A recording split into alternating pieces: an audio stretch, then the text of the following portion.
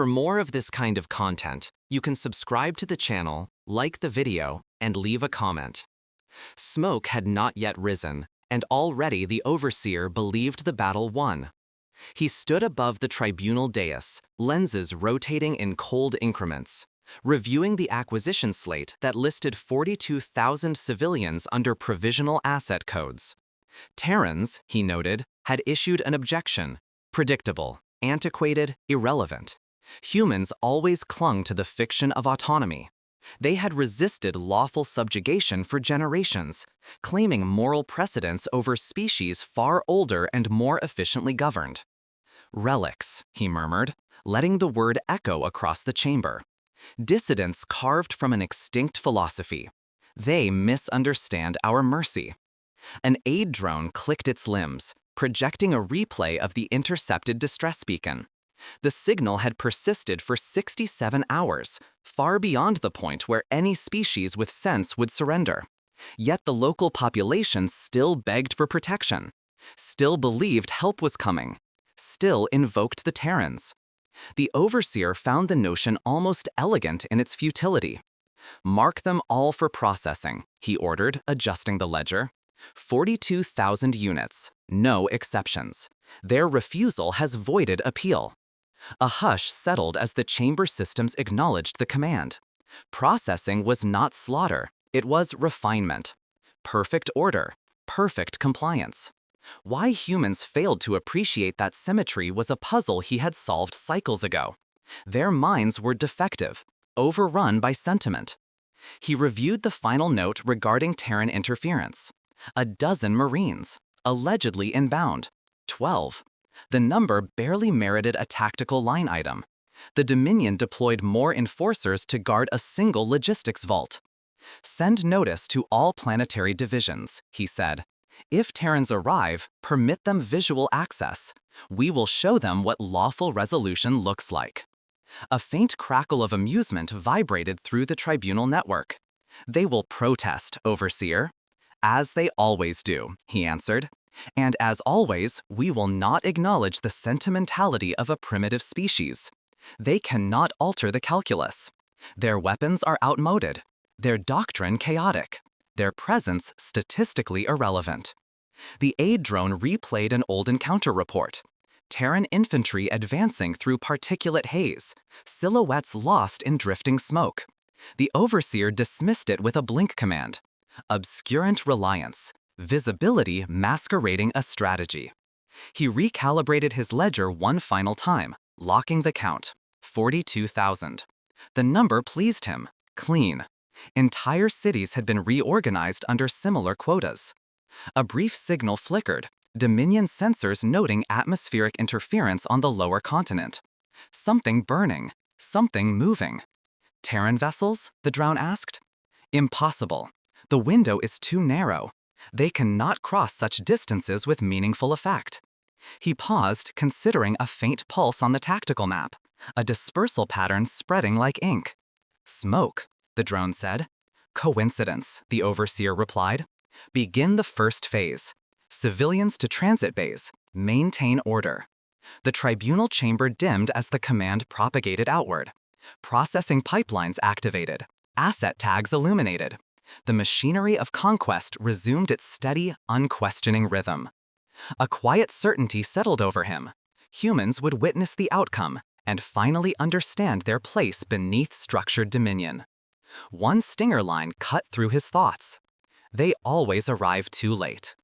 He closed the ledger with a final gesture, unaware that the haze forming below marked the Terrans' preferred battlefield, not their defeat. The beacon was never meant to last this long. 67 hours of strain, static, and failing circuitry, and still it pulsed through the dark. Commander Reese listened to the trembling signal bleed across the command deck. No theatrics, no speeches, just the thin, exhausted voices of civilians who refused to fall silent. The Dominion had already marked them for processing. The words sat in the air like a toxin. 12 Marines stood at attention behind him, armor dormant, visors dark. No one asked whether the tribunal's edict was legitimate. Terrans had seen too many edicts used as weapons. Confirmation received, the comms officer said. Local authorities surrendered at hour 32. Civilians remain resisting. 42,000 still inside the cordon. The room sharpened around that number, 42,000. It hung with the same weight as the beacon itself.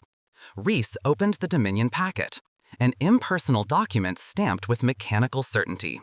Terrans are ordered to stand down. The region was now lawfully absorbed. Assistance to the population would constitute interference under tribunal statute.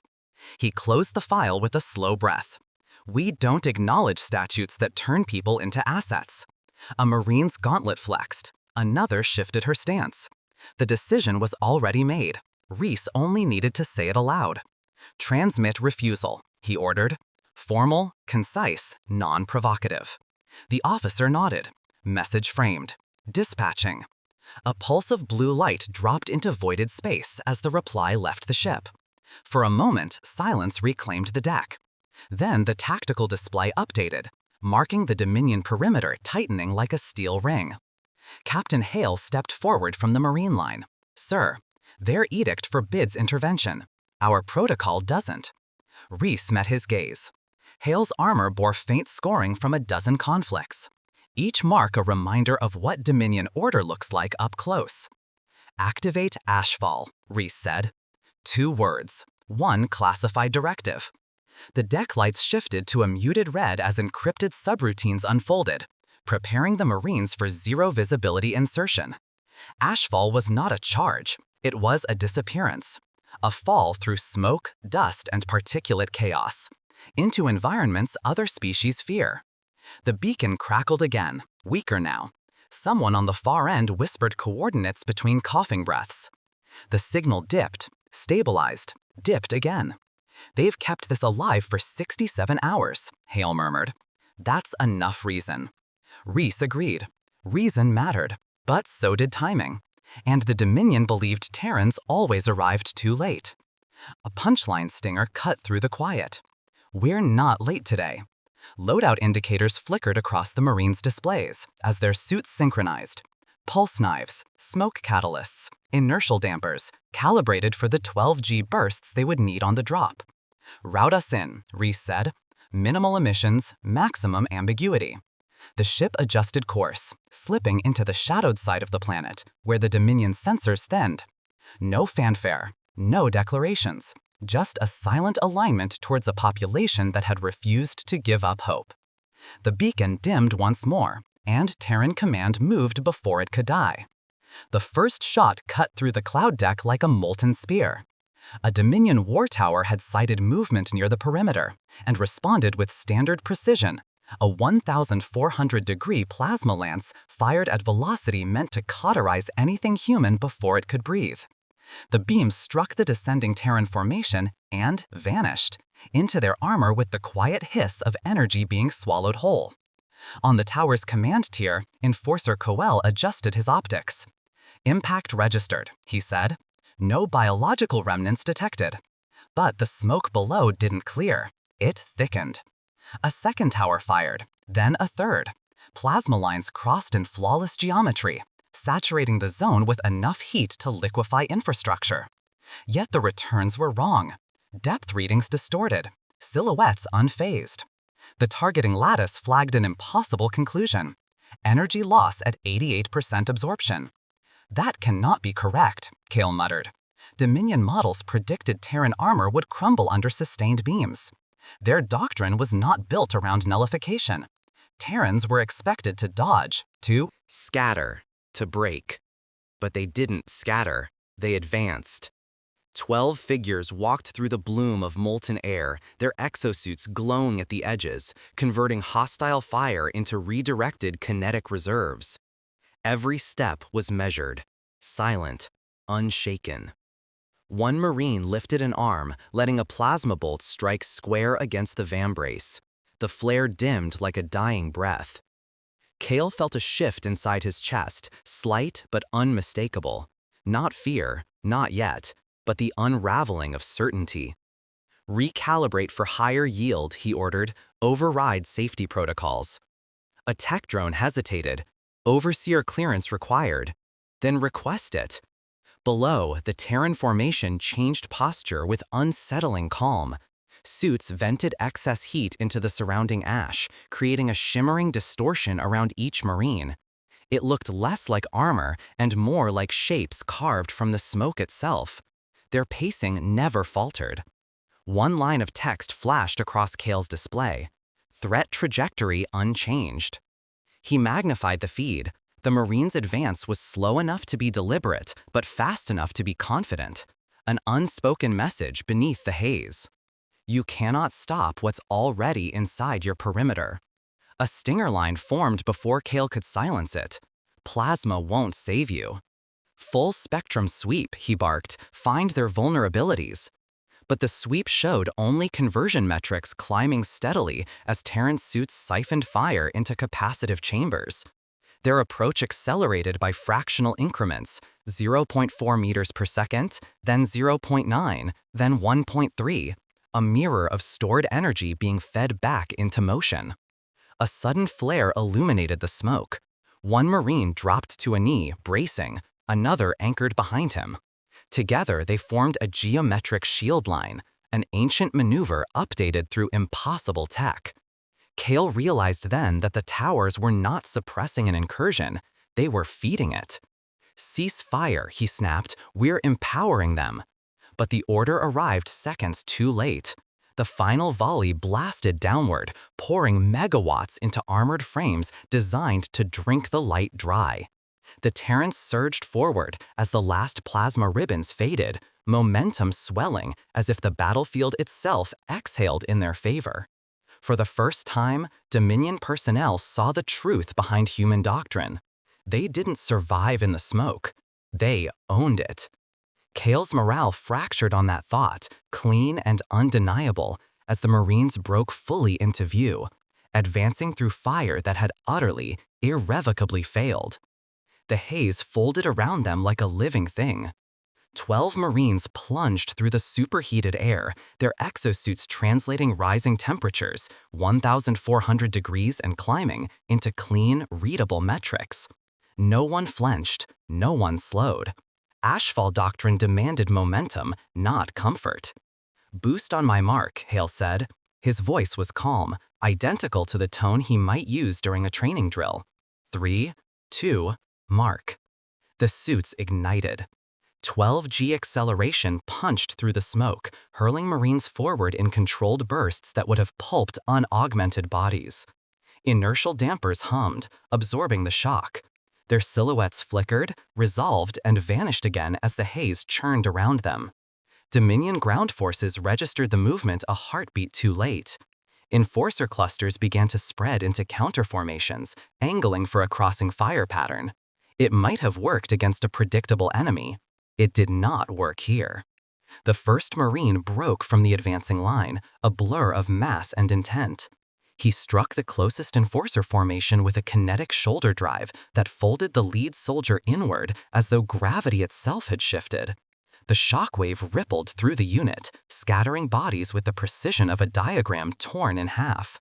Before the Dominion could recover, 2 more Marines executed dual bursts, angles crossing at 12G trajectories that sensors flagged as anomalies. They landed in the center of a second cluster. Pulse blades swept once, silent arcs through hot air, and the formation collapsed into a ring of flickering armor plates. A Dominion officer tried to rally, shouting over the commnet, "Target motion vectors, lock them." He didn't finish. A Marine hit the ground beside him, momentum carving a crater, and lifted the officer with one hand. The man thrashed, expecting a killing blow. Instead, the Marine tossed him aside, intact. The message was deliberate. We are not here to exterminate, but we will break anything that stands between us and the civilians. Ash swirled, turning the world into grainy shadows. Marines advanced through it with the instinct of predators born in darkness. Every burst shortened the distance. Every strike dismantled another carefully engineered Dominion arrangement. A punchline stinger cut through the storm. Formation integrity 0. The haze recoiled as a trio of Marines hit full acceleration, bounding between shattered barricades like figures sculpted from impact force. One landed atop a Dominion emplacement, crushed the barrel mount beneath his boot, and drove a kinetic charge into the platform. The resulting shock pulse knocked enforcers into the air, their armor ringing as they crashed across the ruins. The smoke thickened again, but its blindness worked only one way. Terran HUDs mapped heat gradients, pressure pockets, structural fractures, an entire language of the battlefield unreadable to anyone else. Hale's voice remained steady. Advanced corridor opening, marking extraction route. They pushed deeper, cutting through resistance without hesitation, without cruelty, without waste. The Dominion had expected chaos. Instead, they found choreography, movement tuned to the discipline of warriors who did not need to see to dominate. The haze parted briefly as the Marines reached the inner perimeter. Beyond it lay the civilians, the next objective, and the reason they were here at all. Hale slowed, letting the smoke coil around his armor. "Forward," he said. "We keep the path open." The first tower fell at second 14. Not collapsed, removed. A Marine squad surfaced from the smoke in a coordinated triangle burst, their 12G accelerations converging on the tower's stabilizer joints. 3 kinetic charges struck in perfect sequence. The structure shuddered once, lost equilibrium, and dropped like a severed limb into the haze below. Its reactor extinguished without flame. Cale watched the feed in disbelief. "Structural compromise in under 20 seconds, he reported, voice thinning. "Reassessing threat capacity." No one answered. Dominion comms were already fraying, static creeping along the channels like frost. The Marines didn't pause to admire the damage. They had 60 seconds to clear the perimeter, and rhythm mattered more than spectacle. Hale signaled the next vector. 8 helmets turned in unison. Heat distortion rippled as the squad disappeared into churned air. Tower 2 acquired them first. High-density plasma coils spun up, painting the haze with lethal geometry. A kill box, expertly calculated. The tower fired. The shots never reached their targets. A Marine dropped a smoke catalyst at the exact moment of ignition, blooming an opacity field that swallowed all coherent beams. The plasma lances dispersed inside the cloud, their lethal focus dissolving into meaningless glare. Through that blinding fog, 2 silhouettes launched upward, straight into the tower's firing aperture. Cale's optics strained. Impact impossible. The Marines landed on the support ring. Pulse knives ignited, cutting through alloy rated for orbital stress. The tower buckled along its spine. A second later, it toppled sideways, crashing into a comms relay that shrieked as its channels went dark. "Communication loss at 61%, a drone warned, expanding blackout. Cale leaned closer to the display. "Track the third tower. They'll target it next." "They're already there," the drone said. Tower 3 had switched to defensive mode, broadcasting a hardened command net, redundant. Channels intended to resist extraction. Within seconds, the Terrans severed them. A synchronized pulse from their suits projected a shock band through the tower's antenna array. The blast wasn't explosive, it was surgical, turning the structure's communication lattice into a silent ruin. "Blackout at 88%, the drone announced. Dominion command network fragmented. The tower attempted to compensate by deploying autonomous gunners. The Marines countered with a brutal simplicity. Hale and 2 others accelerated along a collapsing walkway, used the debris as momentum, and hurled themselves onto the command platform. One Marine planted a charge.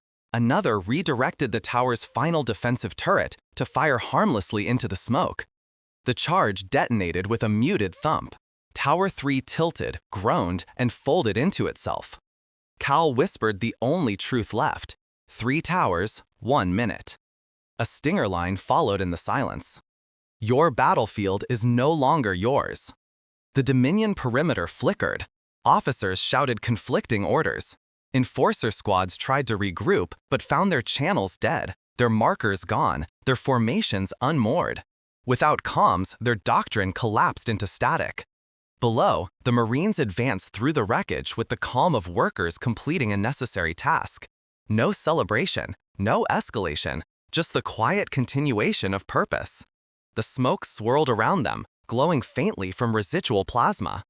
Hale raised a fist, signaling halt. Corridor open, he said. Secure civilian approach vectors. Stay sharp. Behind him, 3 ruined towers lay embedded in the earth like broken symbols of Dominion certainty. The first minute was over. The war had shifted with it. They heard the civilians before they saw them. Not voices, movement. The tremor of thousands shifting in cramped shelters, packed into makeshift corridors behind Dominion barricades. Every vibration carried the same message: 42,000 lives waiting for a rescue they had no right to expect. Hale slowed at the edge of a shattered transit line, smoke curling around his armor. Thermal sweep, he said. Visors recalibrated. A wall of human and alien heat signatures filled the HUD, congested, frightened, pinned between 2 enforcer battalions. Dominion herding patterns match processing prep, another Marine noted. If we break the wrong node, they'll scatter the groups. Hale understood. The enemy didn't need to kill hostages. They only needed chaos. Chaos made people easier to categorize, easier to claim. Then we don't break nodes, Hale said. We open corridors. The Marines fanned out. No gunfire, no shock charges, just controlled movement, precision over destruction. One Marine dismantled a barricade's hinge supports without collapsing the wall, creating a silent passage. Another used micro-anchors to stabilize a trembling platform so civilians could move across without triggering Dominion sensors. They cleared paths not by force, but by removing the enemy's excuses to retaliate. A child peeked from behind a cracked panel as Hale passed. Wide eyes, dust-lined cheeks. She expected a monster shaped from smoke. Instead, she found a soldier kneeling, visor dimming to transparency.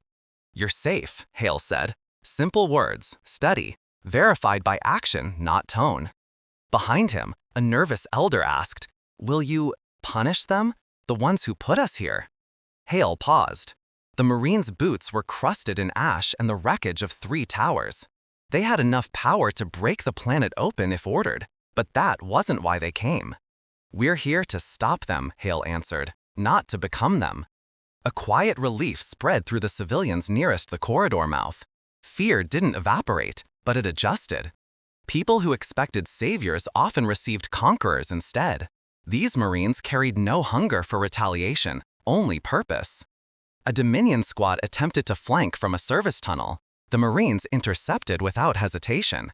2 kinetic bursts dropped the lead enforcers. The rest froze, awaiting execution. Hale pointed to the ground. "Disarm, sit." The enforcers complied, stunned. They expected annihilation. They received procedure. The difference mattered. A stinger line cut through the silence. Justice doesn't require slaughter. Rice's voice crackled over the commnet. "Hale, status.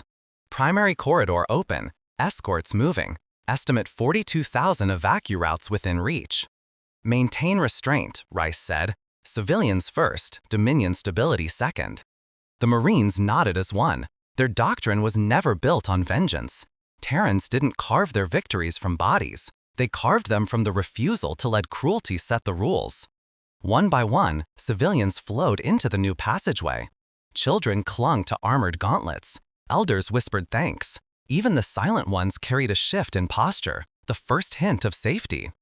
Hale watched the movement, counting groups, adjusting pace. Numbers mattered. Lives were not abstractions. They were obligations measured with the same precision as strikes in battle. When the final cluster cleared the barricade, Hale rose, smoke drifting from his armor. "Next sector," he said. "We keep every route open." And the Marines advanced, bearing the weight of 42,000 lives like a standard they would not allow to fall. The Dominion believed the Terrans arrived in chaos. They were wrong before the first shot was fired. Rice walked through the thinning haze, suit telemetry linked to a web of signals humming just beneath the surface of the battlefield. The civilians were moving, the corridors held, and now the second truth of Ashfall could unfold, the part the Dominion had never detected, never survived. 12 hours, Hale said quietly over the squad channel. Hard to believe they didn't notice. "They weren't looking for preparation," Rice replied. "They expected defiance, not design." 12 hours earlier, while Dominion patrols swept the upper atmosphere and declared the region secure, Terran recon drones, micro-sized, ash-coated, emission-muted, had drifted into place. They seeded the perimeter with ashfall markers, thermal anchors, particulate stirrers, inertial nodes buried in rubble. Entire pockets of haze had been engineered, not incidental. Dominion sensors had read them as environmental debris, noise, background clutter. The perfect camouflage. Now, with Marines advancing, Rice activated the first sequence. A relay buried beneath a collapsed platform pulsed once. Instantly, the haze thickened along a controlled vector, forming a wall of opacity that erased every Dominion sightline across 2 city blocks. Cal's fractured comnet picked up the shift. New obstruction detected, pattern irregular, possibly natural. Another relay fired. Wind currents reversed in a narrow corridor, funneling ash into an overlapping spiral, exactly along the path Dominion reinforcements planned to use. Their advance slowed, sensors choking on interference. "Sir," a drone warned Cal, "visibility collapse at 40 meters, expanding." "Counteract it." "We can't, the source is non-localized." Because the source was everywhere, pieces hidden in dust, in shattered stone, in abandoned machinery, placed long before the Terrans made their late arrival. A stinger line surfaced through the static. "You never saw the real battlefield." Hale and 3 Marines advanced along a ridge where kinetic relays had been laid in a chain, silent, dormant, waiting. Hale triggered them with a coded gesture. The ground trembled, not from an explosion, but from engineered imbalance. Debris shifted, sliding into controlled collapse patterns that blocked Dominion armor routes while leaving evacuation channels untouched. Not a single civilian corridor was compromised. "Routes closing," Dominion voices cried. But only for them. Rice monitored the overlays. Ashfall doctrine was never about brute force. It was about reshaping the environment until the opponent no longer. Dominion tacticians assumed the Marines moved through chaos. They never realized the chaos itself was Terran-made. "Secondary veil forming," a Marine reported. "Visibility to 2 meters. "Good," Rice said. "Let them guess." On Cale's screen, the battlefield dissolved into noise. Marker beacons blinked out. Motion readings fluctuated like phantoms. Entire sectors became untrustworthy. Dominion units barked contradictory orders, each assuming another division still held formation. They didn't. The formations had disintegrated hours ago. They just hadn't noticed until now. Cale gripped the console hard enough to strain servos. "This is impossible. They couldn't have prepared all this after arrival." Rice spoke softly, knowing the message would be intercepted sooner or later. "We prepared before you ever saw us." Another relay pulsed. The haze shifted. The battlefield rewrote itself again. The Dominion finally understood they were not facing improvisation. They were standing inside a plan. And it had been waiting for them since hour 1. The break didn't happen all at once. It began as a vibration, small, rhythmic, deliberate. Hale recognized it instantly. "Synchronize," he said. 12 Marines locked their exosuits into shared cadence, power cores aligned, dampers calibrated, trajectory markers snapped into place across their HUDs. Then the suits surged. 12 bodies, 12 vectors, one synchronized 12G burst. The ground fractured beneath them as they launched. Smoke spiraled in their wake, forming brief tunnels of vacuum before collapsing into boiling ash.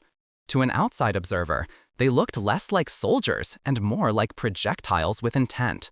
Dominion Enforcer battalions braced, raising shields, leveling plasma rifles. They expected a charge. What met them was velocity. Hale struck first. He hit the front rank so quickly that armor plates bent inward before their owners registered impact. Enforcers toppled in a wave, the force rippling through their formation like a collapsing deck of cards. 2 Marines followed in mirrored arcs. One landed atop a fortified position and redirected the turret with a twist of his gauntlet. The other carved through a shield line with a kinetic sweep that lifted soldiers off their feet. The battalion commander shouted orders, but the comnet, still drowning in that 88% blackout, garbled his words into useless noise. Another synchronized burst erupted. The Marines vanished, reappearing inside the battalion's second tier. Their strikes were not wild. Each one dismantled structure. Legs swept, weapons bent, shields knocked aside. No unnecessary fatalities, no cruelty, just ruthless, precise dominance. Kale watched from a battered surveillance node, gripping the railing as data fractured around him. "Hold ranks," he ordered. "Hold." The feed cut out. A Marine had taken down the relay with a pinpoint strike, severing it without collateral damage. Dominion forces no longer understood where their own personnel stood. A stinger line flickered through Kale's failing monitors. Formation integrity broken. The collapse spread outward. Enforcers tried to regroup, but every cluster that formed met another 12G crossburst. Marines striking from angles Dominion doctrine had never considered. Gravity itself seemed to serve them. An enforcer lunged at Hale in desperation, blade raised. Hale parried, disarmed him with a single twist, and pressed him gently to the ground. "Stay down," he said. A command, not a threat. Morale cracked. Enforcers dropped weapons, some raising hands, others simply kneeling in disbelief. Terrans did not slaughter the helpless. Dominion soldiers had no reference point for such a thing. Then the sky changed. A sensor ping pulsed across every Terran visor. 2 Dominion flagships had altered course, massive silhouettes turning toward the battlefield, engines brightening like twin suns behind gathering storm clouds. Hale looked up through the haze. "They are coming early," he said. Rice replied, steady as always. "Expected. The battalions were never the real test." Kale received the same data moments later. His breath hitched. The judges already? No answer came. The comnet was too fractured, the battlefield too far gone. Hale raised a hand, signaling his Marines to regroup. Enforcers watched, stunned, as the Terrans moved with the same calm they had shown since their arrival. "The ground fight is done," Hale said. "Prepare for upper atmosphere escalation." Behind him, broken formations lay scattered, routed but living. Ahead, 2 flagships descend like verdicts. And the Dominion finally understood what breaking truly meant. They expected the punishment to begin immediately. The captured Dominion officers knelt in a half circle, wrists secured by maglock restraints, armor scorched but intact. None of them spoke, none dared. Marines stood nearby, not looming, not threatening, simply present, watchful, unmoved by hatred. Hale approached with a data slate in hand. "Identify yourselves for record," he said. The officers stiffened. Identification was the first step toward processing, and processing always ended the same way. One finally answered. "Enforcer Commander Kale, Tribunal Service Cycle." "We're not asking for your confession," Hale interrupted. "Just your names." Kale blinked. "Names? For what purpose?" "Classification under protection protocols," Hale said. "You're being held for trial, not disposal." A ripple of confusion passed through the captured group. Trial? Not a word that belonged on a battlefield ruled by Dominion mandate. Rice arrived with 2 Marines escorting a wounded officer on a stretcher. Treated, stabilized, monitored. The Dominion captives stared. No one in their doctrine saves an enemy who can no longer fight. "Medical review complete," the medic reported. "He'll live." Kale's voice cracked. Why? Rice met his gaze with that same unshakable calm. Because justice doesn't need corpses to function. The officers fell silent. They had expected retribution, swift, emotional, punitive.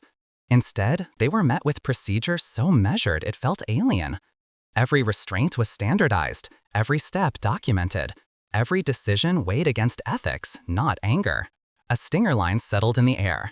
"We punish actions, not existence." Nearby civilians watched from the edges of the cleared corridor, beings who only hours earlier had been marked as assets. Their expressions shifted as they witnessed the treatment of the captured. Relief mingled with something deeper, the realization that the Terran's power served a structure beyond vengeance. Hale addressed the prisoners again. "You will be transferred to a tribunal, ours, not yours. You'll have representation, evidence review, testimony rights. No summary verdicts." Kale shook his head slowly. "We followed lawful Dominion order. You deny its authority, yet claim your own." "We claim responsibility," Hale said. "Authority is meaningless without it." The words hit harder than any kinetic strike. Dominion officers had built their entire identity around obedience, unquestioned, unexamined. Now they faced an enemy who wielded strength, yet refused to abandon conscience. A comms ping sounded, Terran channels only. Rice raised a finger and stepped aside to read it. Political transmission from orbit, he said. Neighboring systems are already requesting observer status. They want to verify how we handle Dominion captives. So it begins, Rice murmured. Political shockwaves, new expectations, a shift in the narrative the Dominion had used to define humanity for decades. Terrans weren't reckless insurgents. They were something far more dangerous. Principled. Rice dismissed the thought with a breath. Focus on the immediate, civilians first, then transfer protocols. As the Marines prepared the prisoners for secure transit, Kale watched them work, precise, restrained, impersonal. Not conquerors, not Executioners. Commander, he finally said, voice low, what would you have done if we had surrendered earlier? Hale answered without looking back. The same thing we're doing now. The Dominion officers realized then that mercy was not weakness. It was policy, and the galaxy would have to decide what that meant. The first hint came as a tremor in the upper atmosphere scans. Not movement, absence, a wedge of space where stars seemed to dim. Reese studied the telemetry in silence. Shadow mass signature, he said. Too coordinated to be debris, too large to be anything conventional. Hale joined him, helmet under one arm. Judge Fleet? Not confirmed, Reese replied, but the pattern fits the rumors. Across the battlefield, civilians continued their evacuation under Marine escort. Dominion officers sat secured in transport cells, monitored but unharmed. The smoke was thinning, the corridors widening, the ash settling into something almost breathable. The surface fight was over, but the sky had begun to shift. A lone comtech approached, hesitant. Sir, we intercepted a Dominion burst, fragmented, low band, but it mentioned activation protocol. Reese finished the thought for her. Hidden judges. Every Marine within earshot stilled.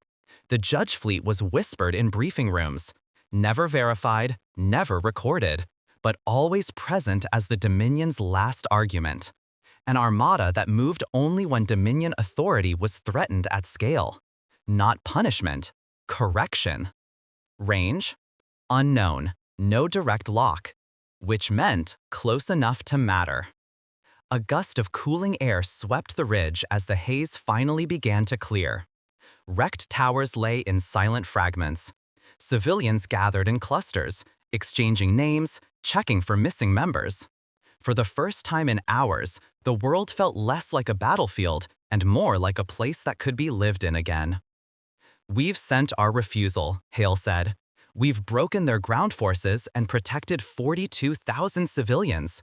If the judges are coming, it's because we did the right thing. Reese nodded once, and we'll do it again. A stinger line surfaced between them.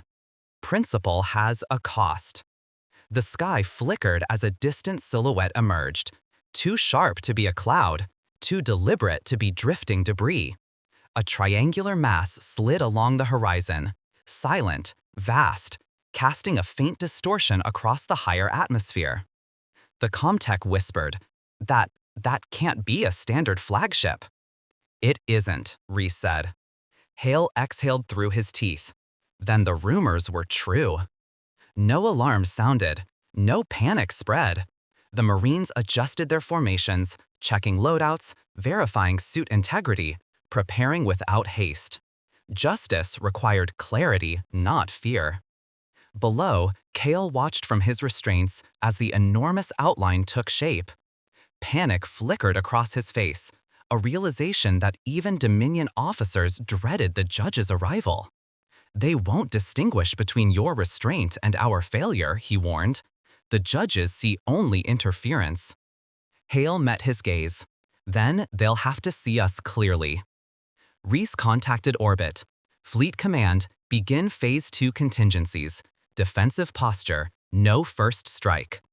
He closed the channel and looked to the horizon again.